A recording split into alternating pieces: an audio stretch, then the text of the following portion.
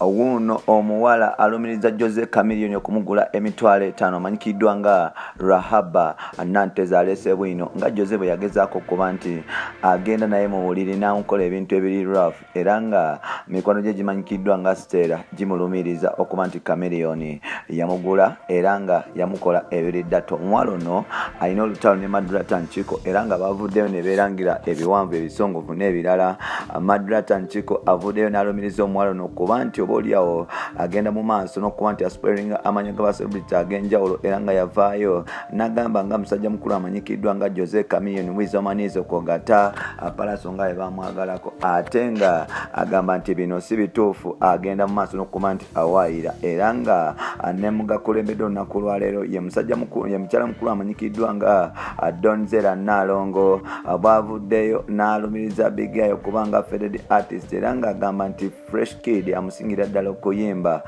talina kyagamba ogwanga. Tukwaniriza ku mukutu gwaffe omuganzi ogumanyikiddwa nga Uganda Mukamoli amanya n'eddoboozi Bampitantambi Jimso number one rich boy Maxudi Junior webale kuba nti otambula n'omukutu omuganzi ogumanyikiddwa nga Uganda Mukamoli omukutu okukyasinza okuba nti guleetera amawulire g'ettabo mu Uganda nga gukwatagana ku current affairs kwogata ne entertainment mpola mpola. Wasiza otya wasibye otya weyewe basa otya mukwano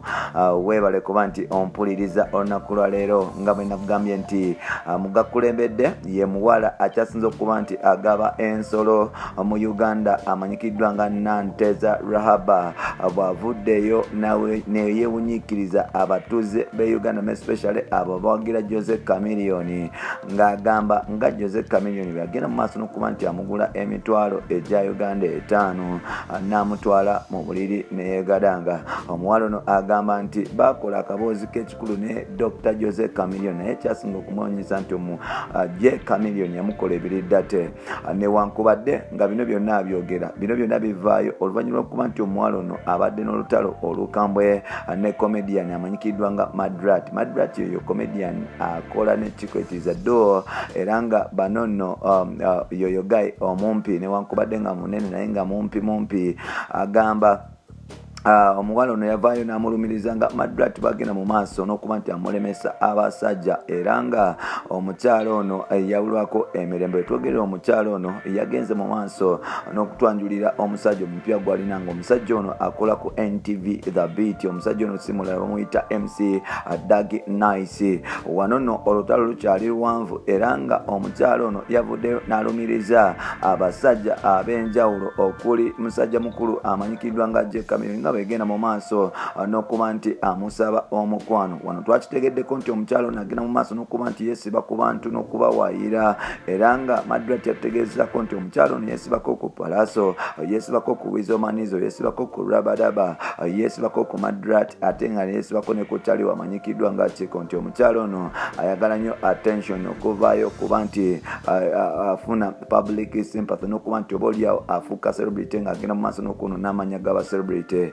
Jose Chameleone tukimanyi nti musajja mufumbo era nga yagenda mu maaso n'okuba nti akola embaga eyabyafaayo mu mwaka gwa 2009 bwe yatukwata helicopter netawuka ebbanga ng'agenda okuwedinga mukyala mukulu amanyikiddwa nga Daniela Atimu era nga buno obufumbo bwagenda mu maaso n'okuba nti bugenda n'okuba nti bukyaka era nga giri emyaka 13 kukyanga Jose Chameleone agenda mu maaso n'okuba nti yefunira embooko ye half caste amanyikiddwa nga Daniela Atimu newankubadde yagenda mu maaso n'okufuna n'omukyala abantu abasinga bagenda mu maaso n'okuba nti bayingira obufumbo bwa Jose Chameleone era nga Jose Chameleone agenda mu maaso n'okuba nti alumiririzibwa okuba nti obaoliawo ayagala abakyala ab'enjawulo n'abakyala abamu Chameleone abagamba tamamanyi abamu bamuwaayira abamu yali abalabyeko nga mikwano gye newankubadde nga ate bano bayagala kukozesa erinnya lye nga advantage okuba nti baredingirako okufuna fame.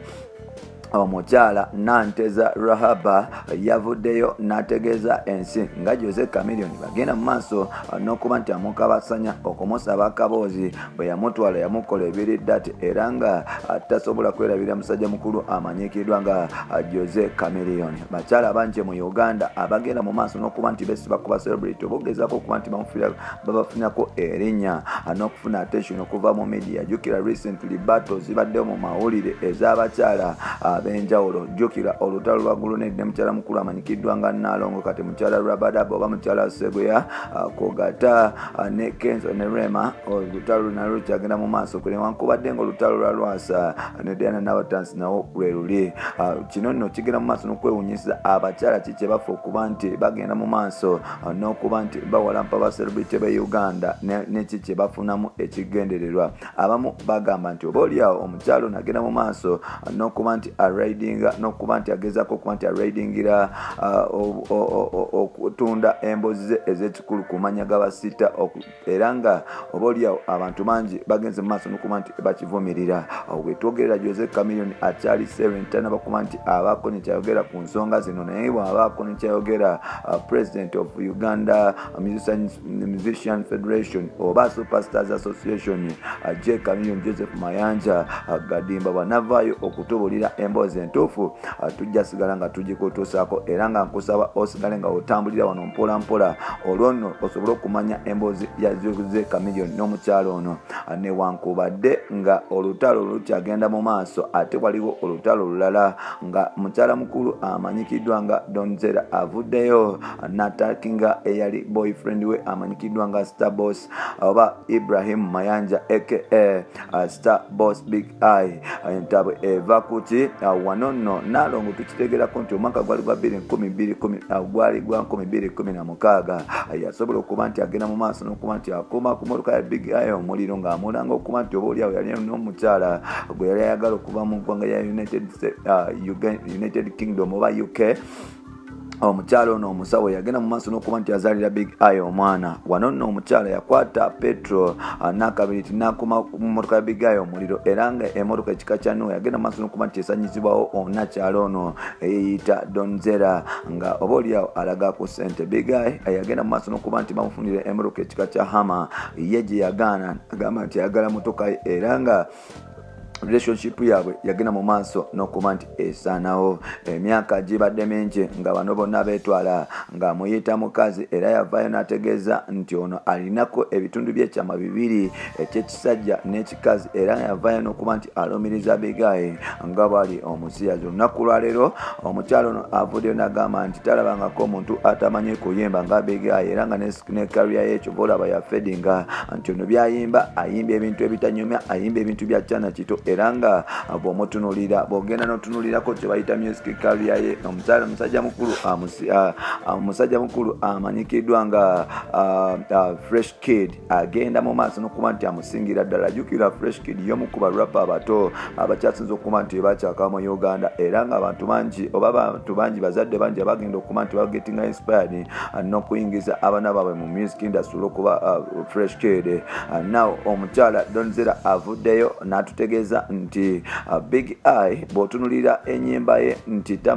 tamanyidde ddala yadde okuyimba, yadde okukolako ekintu kyonna ekikwatagana ne music, wabula agenda mu maaso n'okuba nti yessaawo okugula media okuba nti bazanya music ye, n'okuba nti oba oliawo yettanira abakyala balinamu okusente okupushinga career ye, n'okuba nti agula airplace. Nga si kyekyo nti Fresh Kid yali badde amusingira ddala wala, kubanga era waliyo ku myaka emito omusajja mukulu amanyikiddwa nga Ssenyonjo Patrick aka Fresh Kid byekoledde okusinga Big Eye. Ono avuddeyo n'atutegeeza Big Eye wali Nachobon Bega nti agenda mu maaso n'okuba nti asabiriza abantu ab'enjawulo, era nga mu basabiriza kwe kuli n'omukulembeze w'eggwanga amanyikiddwa nga President Yoweri Kaguta Museveni. Donzera avuddeyo n'atutegeeza nti Big Eye music career ye terina gyegasiiza ddala, era nga avuddeyo n'amuwoninga nti bw'oteetereza muganda wange ojja agenda mu maaso n'okuba nti oba oliawo obwana bongi bukuyitako, kubanga kati wetwogerera tolina ndongo mu kibuga Kampala. Gego amawulire agafa ewa Big Eye ne musajja mukulu amanyikiddwa nga Jose Chameleone. Nakutegeezezza kwali mu kusooka nti Jose Chameleone waliwo omukyala amanyikiddwa nga Nanteza Rahaba yavuddeyo n'agamba eggwanga nga bwe yamugula emitwalo 5 gyokka egya Uganda, n'agenda mu maaso n'okuba nti amukazi tubasanya akaboozi yadde nga yamutwala dda. Ate omukyala ono teyafuddeyo oba Jose Chameleone mufumbo oba si mufumbo, yagenze mu maaso n'okuba nti atyoboola ekitiibwa kye nga legendary kw'ogatta n'obufumbo bufumbo bwe era nga oba oliawo ffenna tulinze Jose Chameleone kyagenda okuba nti azaako. Mwebale kuba nti mutuwuliriza, mwebale kuba nti mutwagala. Nkugambye amanya n'eddoboozi Ntambi Jimso namawano n'ekiboya Maxwell Junior omukutu guli gumu kwa Uganda Mukama ngenda kusaba ogenda mu maaso okuba nti osubscribinga, then bw'omala okusubscribinga tusobole okuba nti tutambula ffenna, osobole okuba nti ofuna amawulire ag'enkizo ng'osinziira ku mukutu guno omuganzi ogw'ettabu mpola mpola. Nzikiriza nkome wano then tukomewo n'amawulire amalala.